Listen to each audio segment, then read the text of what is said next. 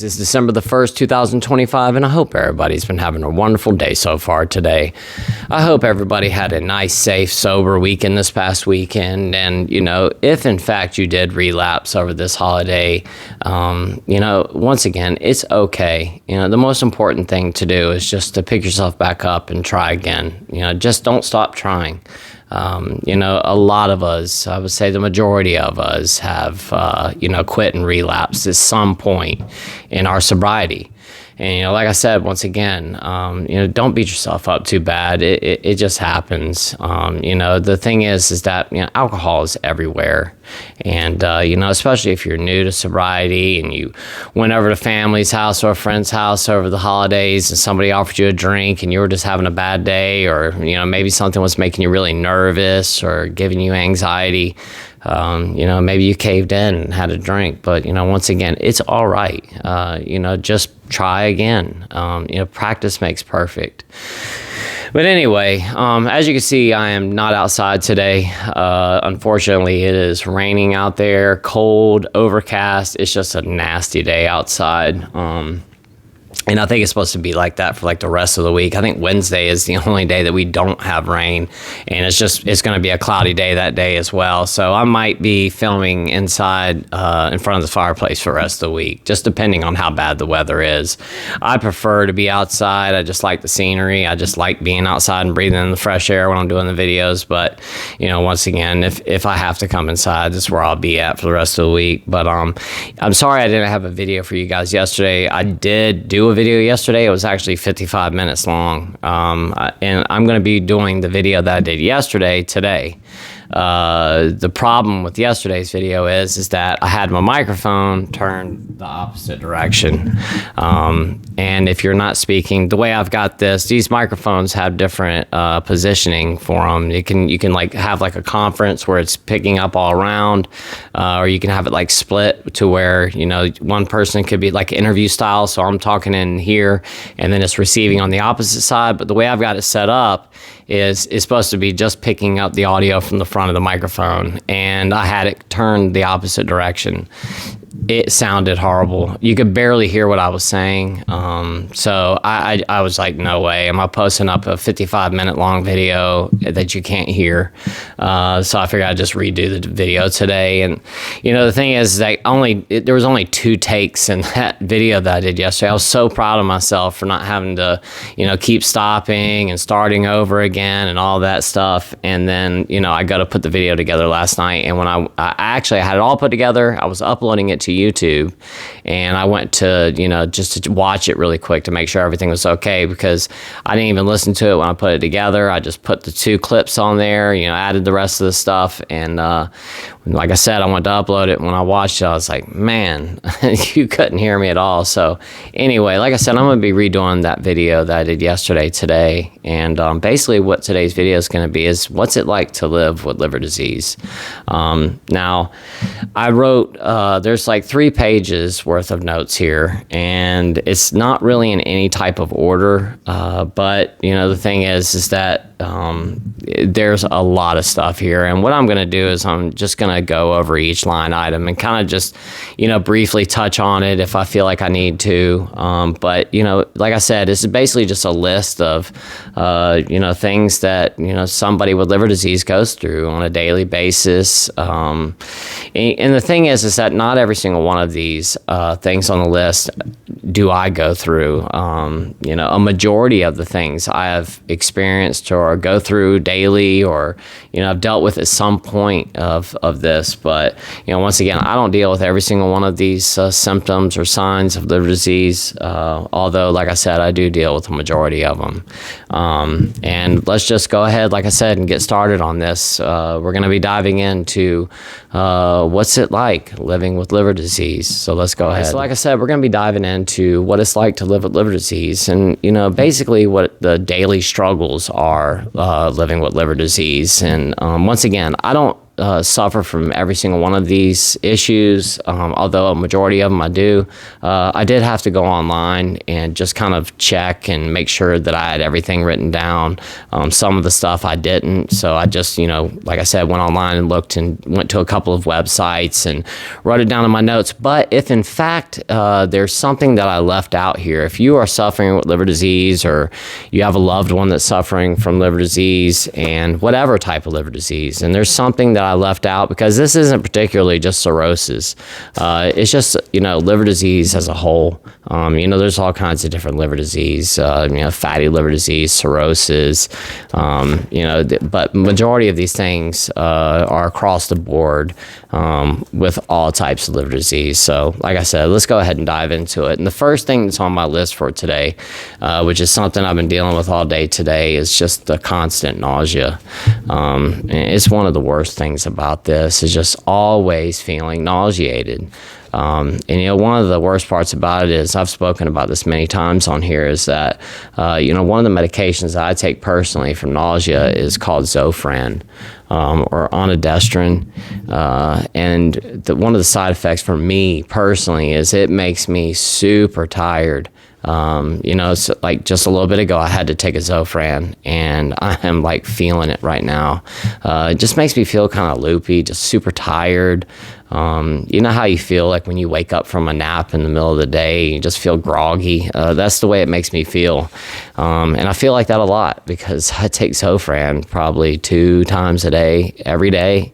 I take Zofran every single day. But the nausea, like I said, it's horrible. And, especially if you've got plans, you need to go out and go do something, and then all of a sudden you get hit with this wave of nausea. I mean, it just totally hampers anything that you want to get done. The next thing I've got on the list here is ascites, and I've spoken about this, but I truly do believe that ascites is one of the worst things about having liver disease. It just makes every aspect of your life just difficult. Not only is having ascites embarrassing, you've got this humongous belly filled with fluid. It just doesn't look natural. And then on top of it, not only is it embarrassing, to look at, but then, your clothes don't fit properly. There was a point where I got down to almost 100 pounds, and I was 250 pounds before I got sick. I got so skinny, and my arms, my legs were just sticks, and I just had this humongous belly. I should have been wearing like extra small clothes, but I couldn't. I had to buy XXL, XXL sometimes because my belly was so big. And in order to be able to get the clothes to fit, I had to buy those sizes because the shirts wouldn't go over my belly. And the pants wouldn't, I couldn't pull them up high enough to wear them because of how large my belly had become. Like I said, ascites just makes everything so hard. It makes it so hard to breathe because it's putting all this pressure on your lungs. You have all this fluid in your abdominal cavity, and, it needs somewhere to go. There's not like just all this empty space in there. So all that excess fluid is going to start finding places to go, cracks, crevices, things like that. And when it runs out of space, it just starts putting pressure on your lungs and your other organs. So it causes, stomach aches. And then on top of it, it causes so much stress on your lungs because you just can't breathe. There's pushing on your lungs. So when you go to try to take a deep breath, you just can't. Your lungs don't have enough room to be able to expand fully, which I think can also lead to things like pneumonia and stuff like that when you have, really bad ascites because you can't expand your lungs. It just leads to all kinds of problems. And the next thing I have on the list is something I was just about to bring up, which is, when you have liver disease and ascites, one of the things you have to deal with all the time is a paracentesis. It's not like it's super painful or anything like that, but it's a pain. And then on top of it, every time you have a paracentesis done, paracentesis is when they take a needle and they stick it in your abdomen and drain the fluid off.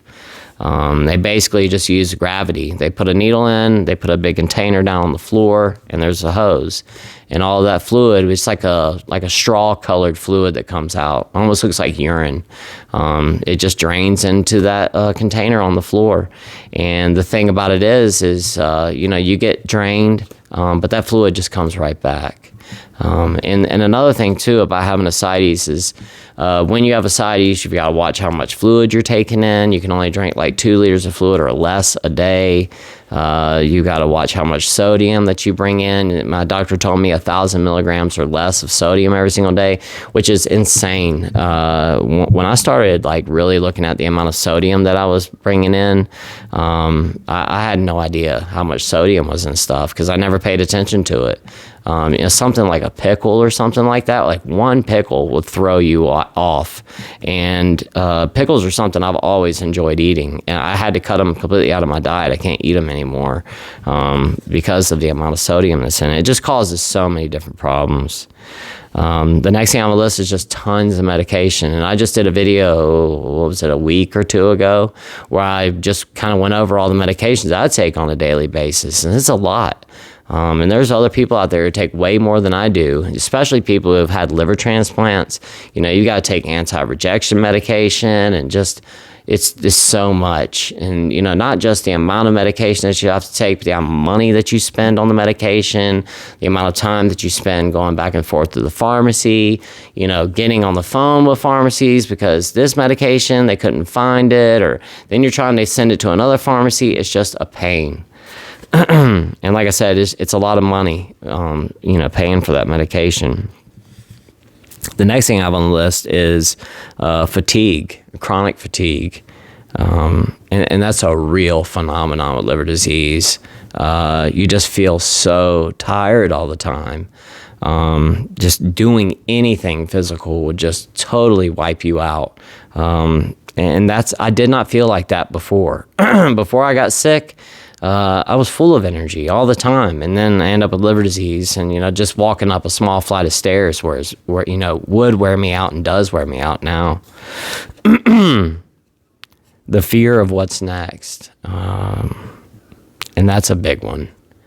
The constant worry of what's going to happen tomorrow, what's going to happen tonight.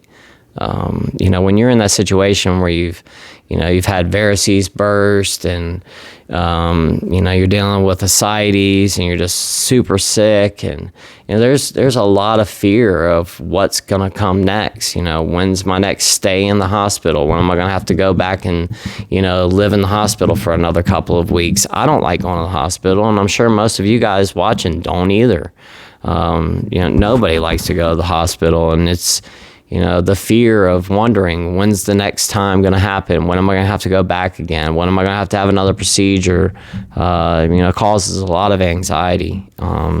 Just another reason not to drink today, another reason to stay sober. And, more than anything else with this list today, I hope that whoever you are out there watching this, if you don't have liver disease or you don't have a family member that has liver disease and you're just watching this because, you enjoy watching the channel, I hope that today's video deters you from drinking today. Wherever you are, whoever you are that's watching this right now, I hope that just going over all these issues that come along with liver disease, if you had that thought on your way home from work, I hope that today's video just completely erases that idea and you go forget about that. The next one I have here is constantly having to go to the doctor, which kind of goes along with the medication, but you do. Like this month, I have like 10 doctor's appointments this month. I also have to have an MRI done this month, blood work done this month. It's a lot. And when you have liver disease, especially in the beginning, like when you first find out you have liver disease, oh my gosh, there's so many doctor's appointments, because they're trying to figure out how far along your liver disease is, what's going on with you. Is it cirrhosis, fatty liver? What is it? You're having fibrosis scans done, MRIs, CAT scans, blood work. I mean, it's a lot. And going back and forth to the doctor, and a lot of times too, if you're, lucky to live close to a large hospital like that, you might not have to drive too far. But for a lot of us, it's a drive, because you have to go to a hospital that specializes in this stuff, or has doctors that know what they're doing with this. I mean, my local hospital where I live, they were like, no, you have to go somewhere else. We just can't handle it. So, once again, just constantly being at the doctor doctor and going to doctor's appointments. And then on top of it, all the time that's wasted going to the doctor. When you go to the doctor, it's not free unless you have Medicaid or something like that. But, every time you go, you have to pay a copay, $100, $100 here. And that stuff adds up. I mean, really, really quick. MRIs and CAT scans. I mean, I just talked about it, but, it's one of the things that you have to have done. Fibrosis scans. Clothes that don't fit because of the ascites. Internal bleeding and burst varices. And talk about something that's very scary. There's no warning. You could just wake up one day and start off your day normal, have your coffee, everything's gone honky-dory, and you think you're just going to have a normal day, and the next thing you know, you don't feel too good, and you go to the bathroom, throw up, and there's blood in it. It's not a good situation. I'll tell you what, whenever you, if you're in that situation where you do have internal bleeding or burst varices, when it happens, it's very, very frightening. Anytime that you throw up blood, it's scary because you don't know what's going on, but you know that something serious is happening because that's not normal. Throwing up blood is not normal at all. So whether it's black coffee grinds or red blood, and if you ever throw up blood whatsoever, please go speak with the doctor immediately. I've spoken with so many people over the past couple of years doing this channel that, told me, oh yeah, I threw up blood. And I'm like, did you go to the doctor? And they, no. That's definitely one of the things that you want to go speak with the doctor about because, once again, it could be burst varices. And the thing about it is if that's the case, internal bleeding is no bueno. It can be life-threatening. And if you go ahead and go to the doctor, go to the ER, I would just go to the ER if that's happening. They can go in there and do an endoscopy where they put a scope down your throat. Or it might be called an ERCP when they do that, but they can go in there and they can put bands on those burst varices or the burst veins, and they can stop the bleeding. So, if you ever throw up blood, whether it be black coffee grinds, red blood, light red blood, whatever it is, if there's any blood in your vomit, go to the emergency room. Do not pass go. That's really bad. And you do not want to just let that slide. And the next one I have right here is medical emergencies, which is, kind of goes along with everything I was just talking about. Stress on my wife and family that I've caused them because of all of this. I can't tell you guys how many times, my kids had to come see me at the hospital and it's, Sunday afternoon and they're about to leave and the look on their faces like, am I ever going to see my dad again? And they know that I'm not, I've got a procedure coming up later on that week. And, just the amount of stress I know that that I have put on them, over the past few years dealing with all of this. And, not just my children, but my wife too, my mom, my dad, my brother, just my whole family, friends.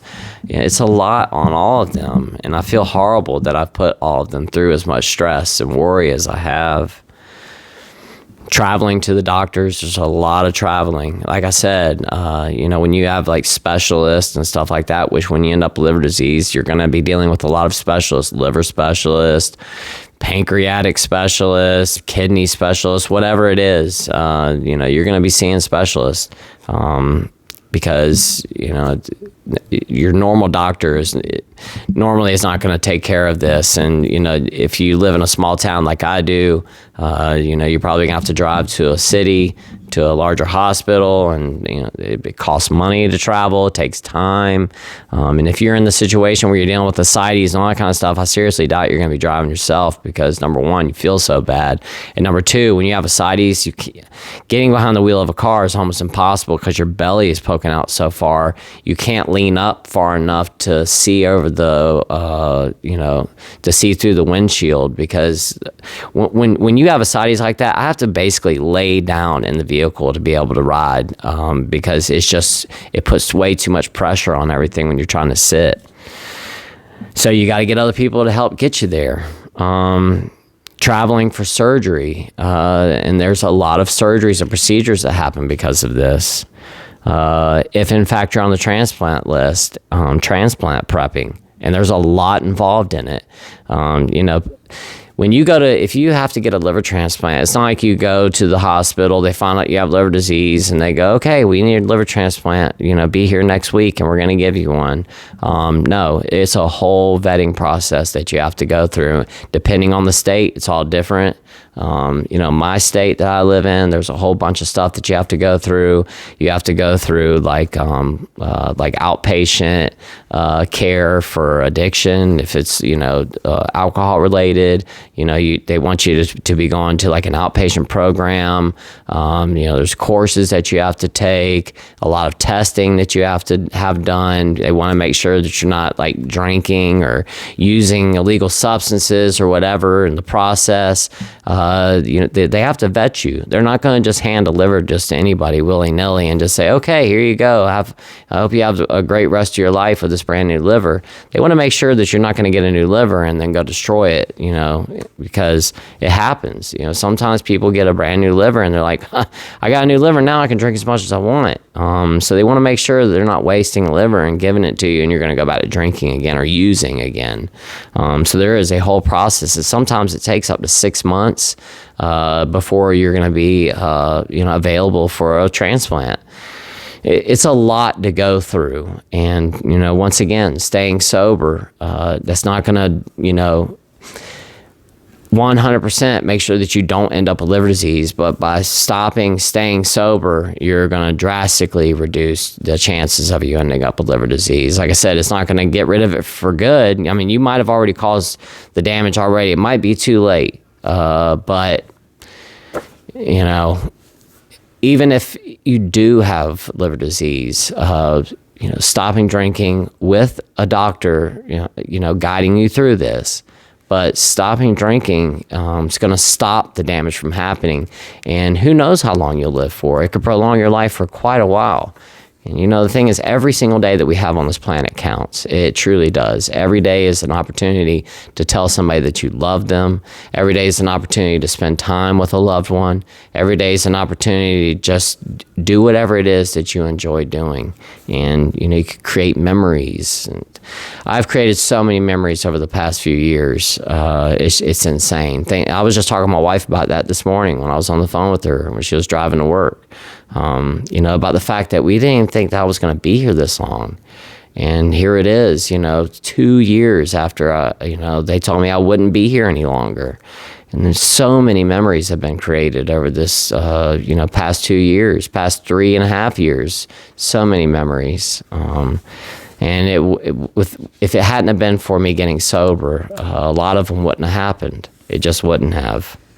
But anyway, the next thing that I have here, and we talked about the transplant prepping, is Terry's nails, which you can look that up and see what that is. I don't deal with that right now. I have in the past had Terry's nails. You can also get where your nails will start to they'll start going up like this.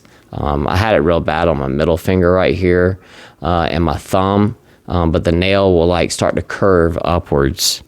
Jaundice is another big one. The yellowish skin, orange skin, yellow eyes, orange eyes. It's because your bilirubin has gotten so high and your liver can't get rid of it. Once again, it starts to show up in your skin and your eyes and everything. It'll also make your urine really, really dark brown, almost. I would say it's like the color of tea, like sweet tea or something like that. Maybe a little bit darker, maybe a light shade of coffee, like a lighter coffee, but it's a very, very dark urine and it has a strong smell to it as well. Fluid in the legs and ankles. This is one of the first things that I noticed before I ended up with ascites was the fluid. And I was getting fluid in my legs and in my ankles before I ended up in the hospital. And I didn't do anything about it. I was getting signs leading up to this. As a matter of fact, I was doing my business and I was on a job. And I had my socks pulled way up, right up to my knees. I've always pulled my socks up really high when I wear pants. And that day I'd pull my socks up really high and they had kind of slid down. So at some point, like middle of the day, I decided, to pull my socks back up, get everything straightened out. And when I went to pull my socks up, I pulled my pants leg up, and just for some reason, I looked down, and where my socks were located beforehand, there was a line around my legs, and there was a huge indentation, and like the leg was it was hanging out over where the sock was, and it still looked that way. And I had all this fluid. My ankles were so swollen, my legs were really swollen. I didn't know what was going on. I didn't do anything about it. I just kept on with my day. And the next day, I'd forgotten all about it, and the next day I looked, and it was gone. So, okay, well, out of sight, out of mind, and I completely forgot all about it. And then it would happen like once a week. And, once again, out of sight, out of mind, I'd forget about it, move on, it'd go away. And I thought, well, maybe I just ate too much salt, or, who knows, maybe it's because I drank too much or whatever. But it was my body retaining fluid because I was having liver problems. Abdominal pain. This is a huge one. There's so much abdominal pain associated with this, especially on the right-hand side where your liver's located at, right below your rib cage. I've talked about this many times, but back then when I was in active addiction, if I laid down in the bed at night and I, laid flat on my back and my stomach was flat, on my right-hand side, right below my rib cage, it was rock hard. I mean, rock hard. And I could not push down any further. And it went down a couple of inches like that. On my left-hand side, I could stick my hand down there, push in, go up underneath my rib cage, everything. But on my right side, no. My liver was so swollen and protruding, past my rib cage. Even when I laid down, that's how swollen my liver was. Once again, outside, out of mind, I'll forget about that. I'm just going to go to sleep. I'm just going to get even drunker and forget about it and pretend like it's not even a thing. And then the next day, I wake up, I've got, pain in my liver all day long, just this constant throbbing feeling. It felt like my liver was like really heavy. That's the only way I can really explain it. It's like I just constantly felt that my liver was there. I could feel my liver. It's hard to describe, but it felt like my liver weighed 50 pounds, if that makes any sense. And I could feel it pushing out of my stomach because it was so swollen. Once again, outside of mind. And a lot of stomach aches come along with this, just stomach pain in general. Now I do have a lot of stomach issues as is. I do have chronic pancreatitis. Sometimes I don't know. Is it my pancreas that's causing problems? Is it my liver? I don't really know. I just know that my stomach hurts. But anyway, I do put a lot of ice on my stomach still to this day, and it helps relieve the pain a lot.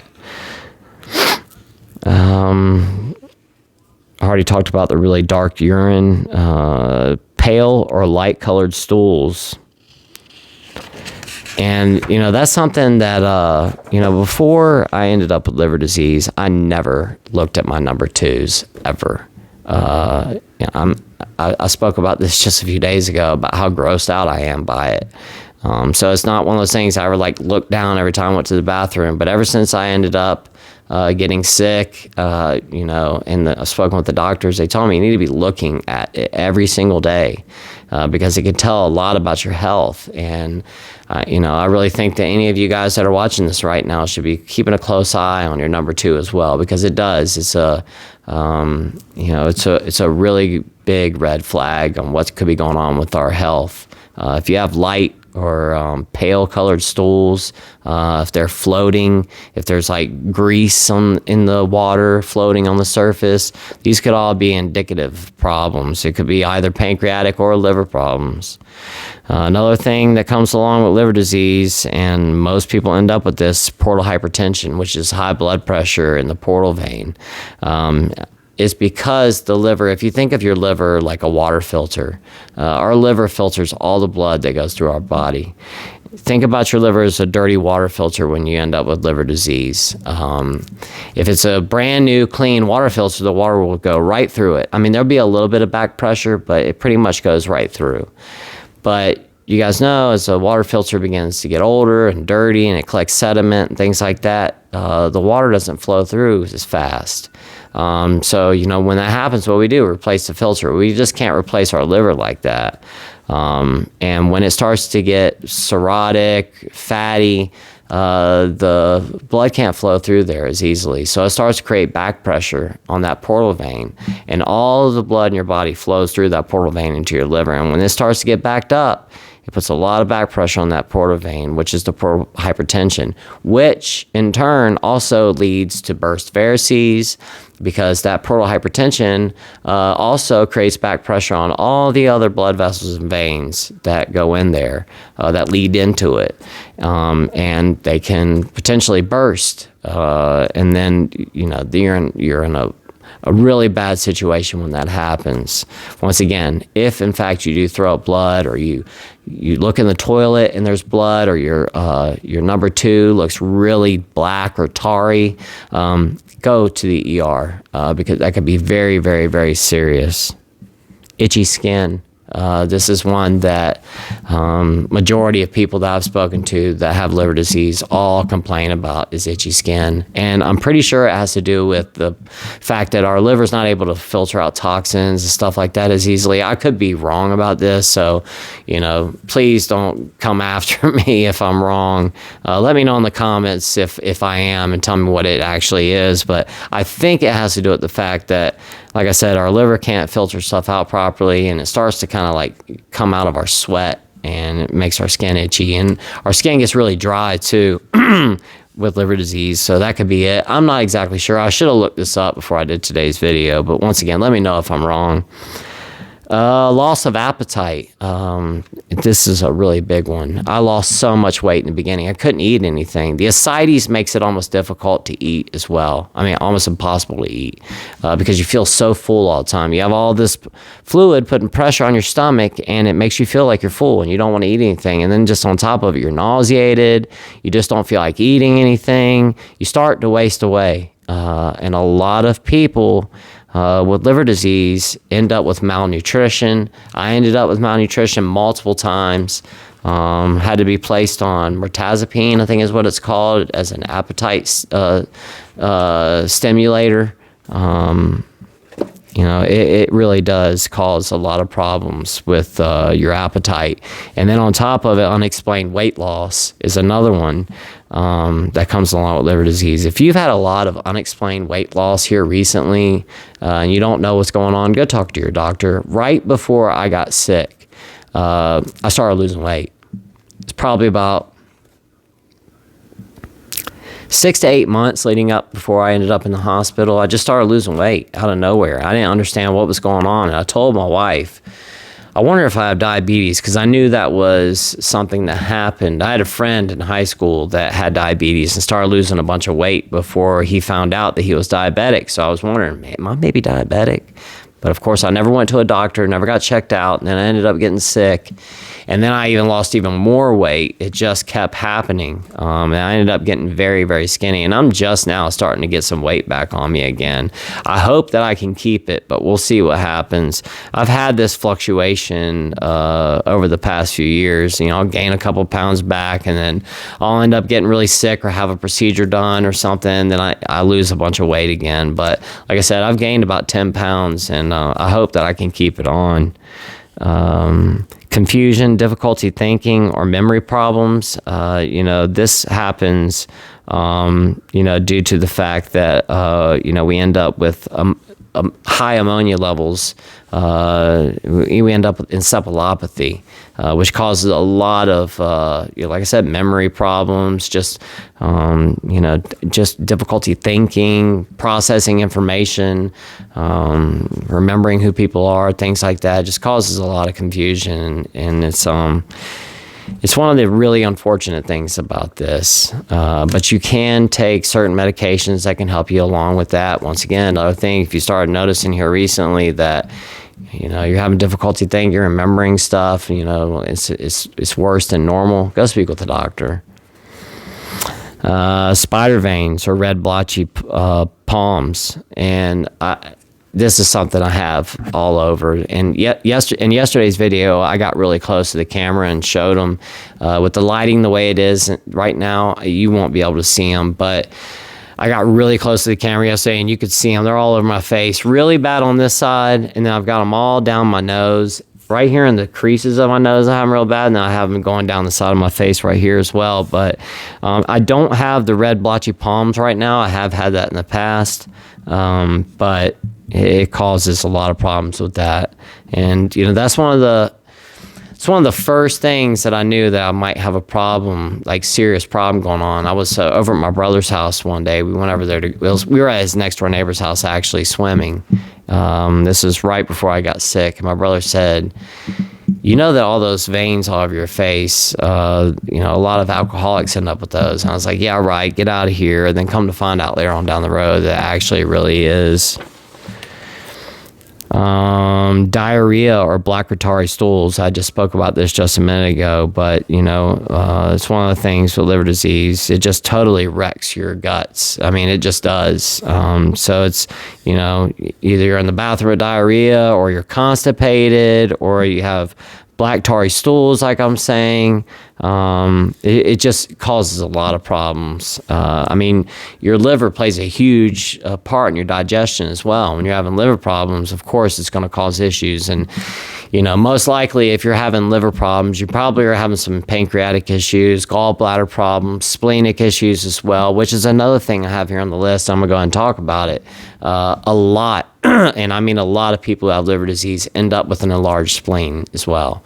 And this is one of those things, like when I first got sick, I remember my doctor talking to me, and he was like, you know, you probably have an enlarged spleen. Then they looked at the chart, and he's like, yep, you do. And I did not understand how they knew all of this stuff, but I found out later on that all of this stuff is like super common, and it happens to the majority of people, which is one of those things that I dealt with right after I got sick the first time. I spent 4 months, you know, going back to work, thinking that everything was okay, and I got sick again that September and ended up in the hospital. At that time, I like really almost lost my life. But that summer, after I'd gotten sick, when I would lay in the bed at night, I would put my hand right here on my left-hand side, and right in the middle of my stomach, when I would push in, I felt something in there about the size of a baseball, and it was really hard. And I could feel this big mass inside of me. Didn't say anything to anybody. I didn't say anything to my wife. I didn't say anything to my doctors. I didn't tell them anything.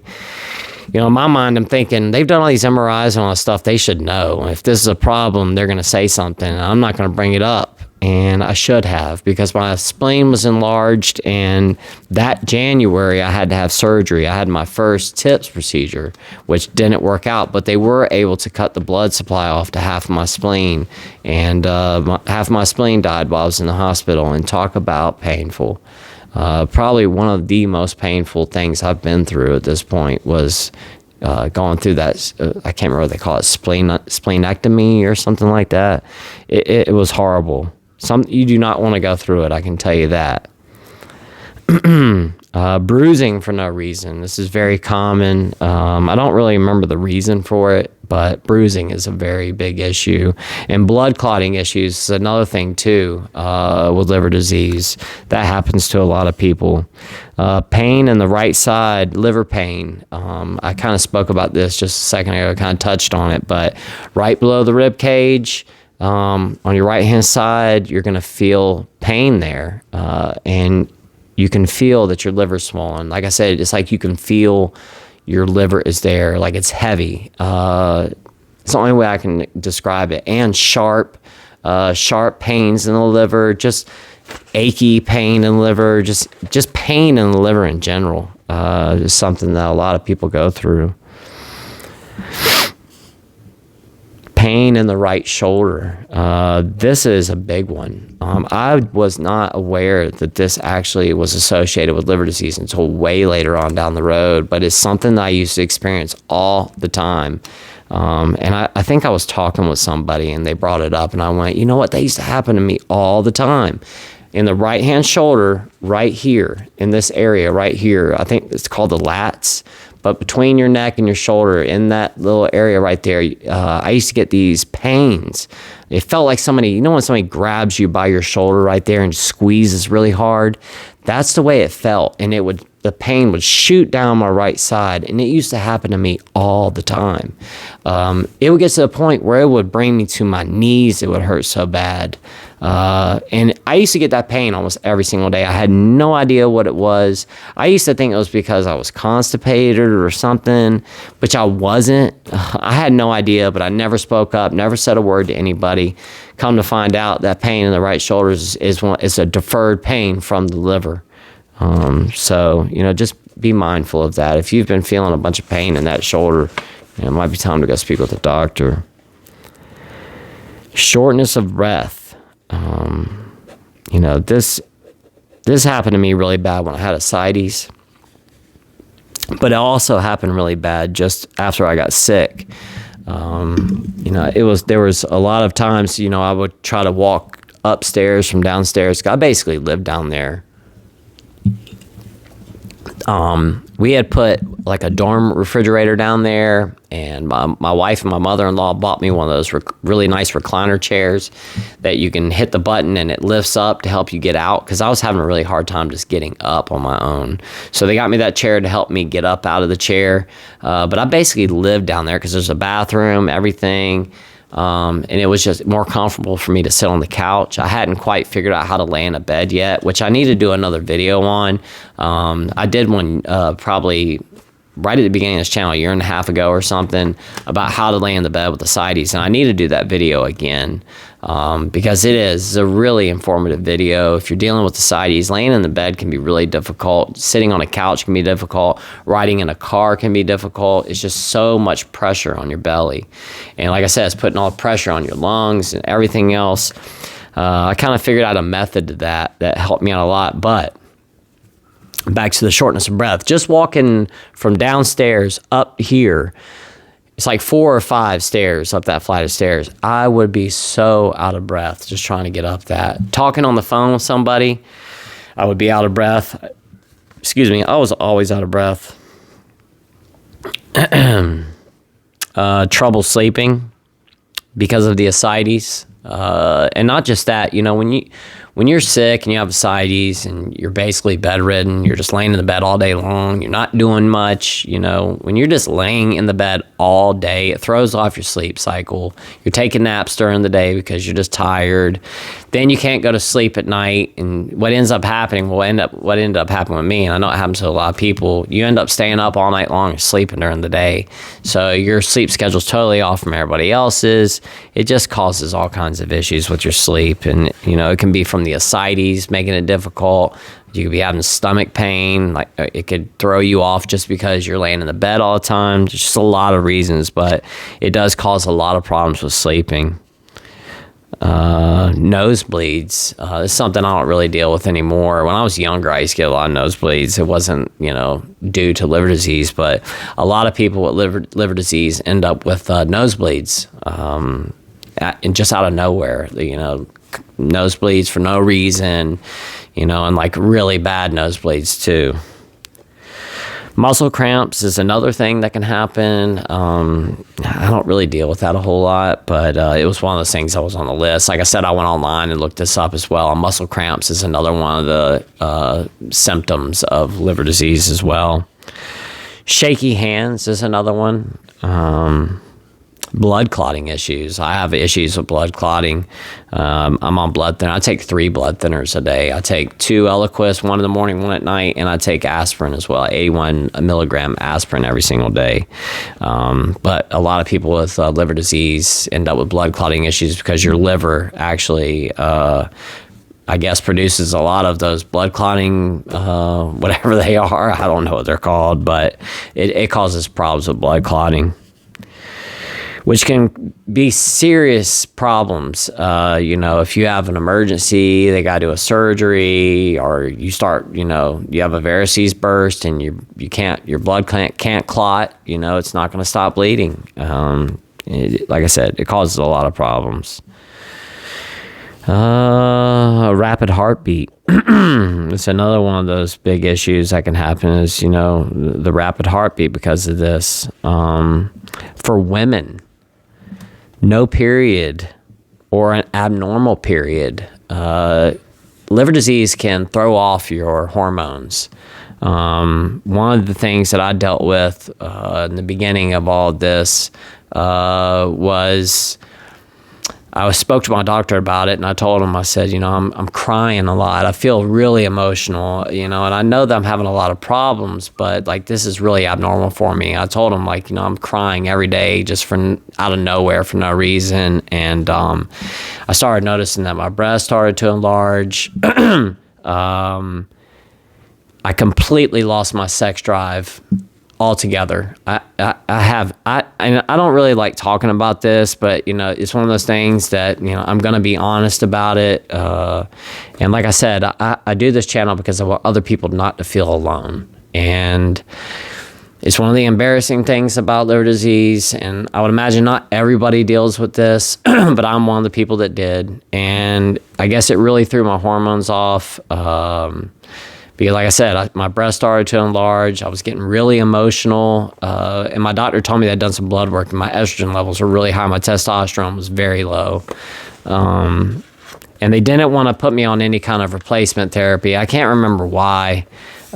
He said he wanted to wait and see if it, would come back on its own. But complete loss of sex drive altogether. I still don't have any interest in it at all.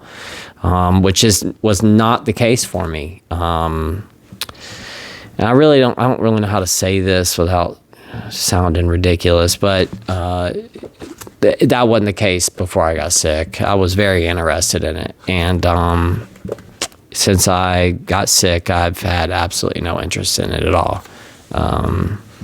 None whatsoever. I could care less. And like I said, that is not me. That's not who I was before all this. It's one of the most frustrating things about being sick is, the loss of that. It was a big part of my identity, and it's a big part of my life. We're human beings. I mean, we're meant to reproduce. And, completely losing that, it's still something I have a hard time dealing with. And like I said, I don't like talking about it, but it is what it is. And I don't want other people feeling alone, like they're the only one that's going through this right now. And I've spoken to so many other people, women and men, that have liver disease and had a complete loss of their sex drive as well. And like I said, for women, it can cause problems with, make your periods very abnormal or not have one at all. I already have here enlarged breasts. It could be something that men can end up with. Increase in estrogen. I already talked about the enlarged spleen, kidney failure, respiratory failure is another thing that can happen with this. Small yellow bumps of fat deposits can show up on your skin or your eyelids, and a lot of times people end up with them on their eyelid. It's just a bump of yellow fat, and if you pay attention to people, like when you're in the hospital, if you're in that area, like if you're on the liver ward or something like that, you get close to those people, you see a lot of times people have those. I've never had that before. Red dots on the skin is another one. Just being an emotional roller coaster. Like I was just talking about, crying for no reason. It used to happen to me all the time. My wife would come home from work and say, how was your day? Did you have a good day today? And I would just burst out into tears. She didn't say anything that would have upset me or anything. I just would start crying for no reason at all. Shrunken testicles is another symptom of this. Loss of interest in sex, already went over. Erectile dysfunction is another one. Women, lack of arousal or climax. Muscle loss, another one as well. And that's something that I dealt with really bad. And I used to be a pretty big guy before I got sick. And I mean, I'm not bragging or anything like that. It's not like I was some big, weightlifter. I didn't look like Arnold Schwarzenegger or anything like that, but I was a rather big guy. I used to work out all through my 20s, lifted weights, got pretty big back then, and I just kind of held on to that muscle mass for years and held on to that shape. And, even though I was a pretty fat guy before I got sick, you could still see, that I had worked out at some point in my life. But all of that went away when I got sick. All of it. I lost all of my muscle. I couldn't eat. I couldn't eat anything. And my body just started eating my own muscle. It started pulling stuff from all throughout my body. Getting sick and not being able to eat and all that ruined my teeth. My dentist told me that, my body was like stripping calcium from my teeth and minerals because I couldn't eat anything. Like I said, destroyed that. It just caused a lot of problems. I had no muscle mass at all whatsoever. My chest was nothing but bones. My arms were bones. There was no muscle on me at all.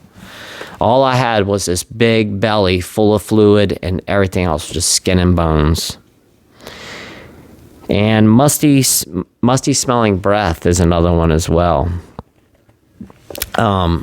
If I've dealt with this, I don't know. I remember my wife telling me at one point, we were doing a video together, I don't know, it might have been a year ago or something like that, and we were talking about pancreatitis, I think.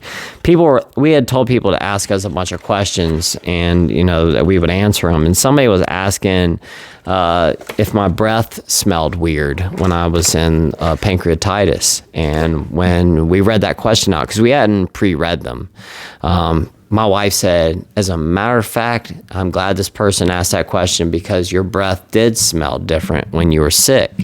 And she said she couldn't put her finger on it, but she noticed it every time that I ended up in the hospital with pancreatitis, that my breath had a really odd odor to it.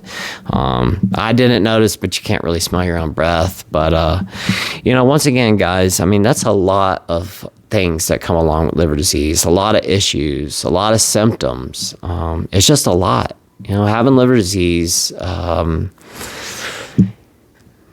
can really, really put a hamper on your life. But the thing about it is that life can go on. And one of the most important things to do, if in fact you do have liver disease, you just found out recently, is to get and stay sober. Stop causing damage to your liver and to your organs. You don't know how long you're going to have left. They told me 2 years ago that I would be gone by the holiday season. I should have been gone 2 years ago, December, like right now, and I'm still here. So they were wrong about how much longer I had left.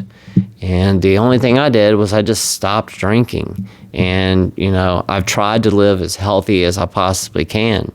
Do I do a good job at it? I don't know. I try my best. I don't think I do the best job in the world. I could probably do better, but I do better than I did before I ended up getting sick. And I do better than I did when I was in active addiction. I eat way better. I exercise more than I did when I was in active addiction. I'm more mindful than when I was in active addiction. I think things out. I just pay attention to every aspect of my life more. I put more time and effort into my family and trying to make sure that my relationships are better, especially with my children. I try to be, there for my wife because I wasn't the best husband when I was in active addiction. As a matter of fact, I was a horrible husband when I was in active addiction. I don't know why my wife stayed with me, but she did, and I'm very lucky and blessed that she did. My wife believed in me, and I guess since she knew me before, things spiraled out of control. She knew what type of person that I was. I mean, we've been together since we were both kids. My wife was a teenager. I was a teenager when we first met, and we've been together ever since. I mean, my wife was still in high school. I had just gotten out of high school. We were young. I wasn't even 20 years old when we met. And, here we are, I'm 46 years old now. And like I said, we've been together for a very long time. All right, guys. Well, anyway, like I said, I just wanted to go over all these signs and symptoms of liver disease today. Like I said, I don't deal with every single one of these. Although I have experienced or go through probably about 95% of them, there's just a few that I don't. Like I said, if in fact you are somebody out there, or you have a family member or a loved one or a friend or something that has liver disease, and there's something that I left out, which I'm sure that there is, but if there's something I left out, please let me know in the comments what it is. I would greatly appreciate it, because I really would like to know. I can add it to my list for the next video that I do on this, because like I said, this isn't going to be the last video that I touch on this topic again. I'm going to talk about it probably a couple more times while I'm doing this channel. It's a very important video, I believe. But anyway, guys, that's the signs, symptoms, just what it's like to live with liver disease. These are the things that, people with liver disease deal with on a daily basis. And, I think one of the top ones, like I said, is the nausea. It's just horrible. And you guys know what it's like to be nauseated. When you're nauseated, nothing else matters. All you want to do is just not feel sick anymore. And you can't really think about anything else. It just totally takes everything over. It's horrible. And, the thing about it is that I hope that today's video, maybe help somebody out there who's got a loved one with this, or, whatever it is. But I really hope that today's video helps whoever you are out there that's struggling with wanting to get a drink today. I hope that talking about all of these problems that come along with liver disease has deterred you from making that stop at the liquor store on your way home from work, or stopping by the bar to hang out with your friends, or when you get home, your next door neighbor wants to have a beer with you. I hope that today's video has really influenced you just to say no and move on and not go back to that. The thing about this is that none of us are perfect, and we all make mistakes. And, for the most of us, we've all fallen down and relapsed at some point. But the most important part of it is just to pick yourself back up and keep trying and try again. You're not a failure until you stop trying. So just keep trying. Don't give up. Don't be like I was. I finally just said the heck with it. I'm never going to be able to get sober, so I'm not going to try anymore. And look what it got me. Don't end up like I did. Just stay sober today. Don't go back. It never ends well. That one drink always ends up turning into 100. We never can stop with just one. We have to go to the nth degree every single time. We don't have any self-control. And it's the reason that we ended up in this boat to begin with. So let's just stay away. Let's say no one more day. This truly is one day at a time. And for today, let's stay sober. Let's not drink today either. I know I'm going to stay sober today, and I hope whoever you are watching this right now, that you stay sober today as well. I mean, heck, the day's almost over. It's getting dark outside right now, so there's only a couple more hours left in the day, and it's going to be time to hit the sack and go to bed. Find yourself a good movie on Netflix or something like that, lay down, watch a movie in your bed tonight, maybe sit on the couch, watch a movie with your family, have some dinner, and your night's over, and get up tomorrow, start all over again. I really do find that during the winter time, when we have these really short days, it's a lot easier for me to stay sober. Let me know in the comments if you find it easier in the winter or fall to stay sober, or during the summertime. Summertime is my hardest time to stay sober. We have these super long days. It doesn't get dark till 9 o'clock. There's alcohol commercials on TV all the time. There's drinking going on everywhere. It's the hardest time of the year for me to stay sober. Winter isn't that difficult. It's just the holidays that are kind of difficult for me. But anyway, guys, like I said, let's stay sober one more day. This truly is one day at a time. Thank you so much for being here. I really do appreciate it. And until tomorrow, I will see you guys then. I hope you guys have a wonderful night. I love you guys so much. Bye-bye.